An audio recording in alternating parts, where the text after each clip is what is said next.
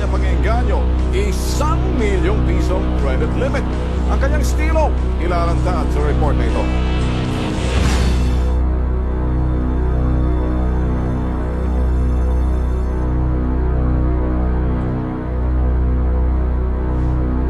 Upgrade credit limit kung tawagin ang modus na ginamit ng isang kawatan sa 26 anyos na credit card user na si Susie, isang account executive. Ang estilo ng Dorobo. Pinuntahan siya sa kanyang mismong tahanan at nagpanggap na emisaryo ng credit card na kanyang ginamit ito lamang ika-28 ng Hulyo.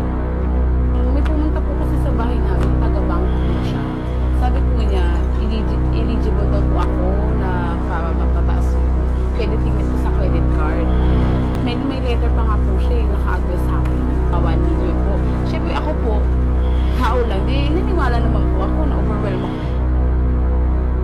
Dahil sa maayos na pananamit, nakasuot ng kunyaring ID ng kumpanya ng credit card na kanyang gamit. Idagdag pa ang matatamis na pananalita. Hindi nagdalawang isip ang biktima na patuloyin at bigyan pansin na manloloko. May ID pa po kasi siya ng bangko. So talagang maniniwala ka. Tapos ang ayos niya po talaga. Yung talagang pang bangko po. Yung attire niya talagang pang executive, ganun.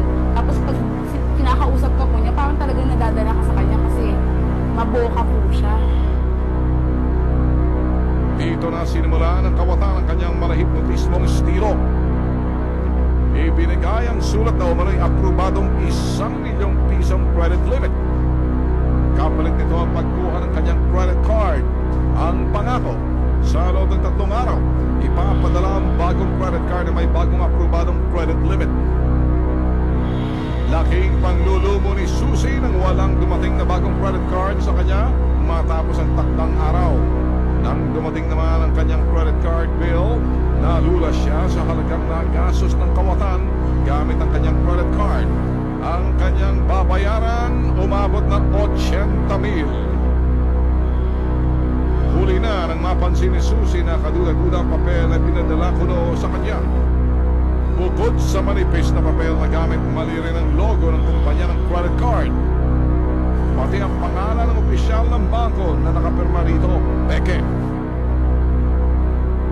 Ang nakapagtataka, paano nakuha ng kawatan ng mga impormasyong tungkol sa kanyang biktima tulad ng credit card na kanyang gamit, pangalan at iba pang detalye na dapat ay confidential na nakukuha lang sa bangko. Sinubukan ng Detective na kunan ng pahayag ang bangkong ginamit ng Dorobo, pero tumanggi silang magbigay ng pahayag. Isang independent investigation naman ang kanilang isinasagawang ukol rito.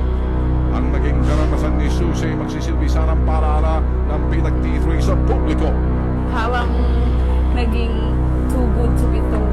Mga modus, ganun po. Okay, Tulerin, itong modus na to, hindi na bago. Nung araw pa to, gas-gas na to. Ang isang credit card, hindi kinukuha ng sino mang representante sa bangko kung sino mang bangko na yan. Dahil ang credit card, kung talagang ibibigyan ka ng credit lehitimo, isasabihin na sa'yo, doon pa mismo sa iyong sa every monthly billing. Hindi kinukuha yung credit card, sakaling kinuha yung modus na yan. Gupitin nyo na yung card. Hindi kumakatok ang bangko o representante para sabihin natin ang credit card o palitan natin ng bago yan, hindi kaya taas ang credit limit. At saka pag gano'n, Tolben, hindi yung tao yan, through mail. Yeah. I-mail po ng bangko kung sino yung bangko na nag-issue po ng credit card sa inyo. Kung ano, papalitan, tataasan po ang credit limit, papalitan po nila ng bago yan. O kung hindi man, automatic, Tolben, tinataasan nila yung limit ng credit card mo. Pero kung 1 million, yung mga platinum na yan. Yan.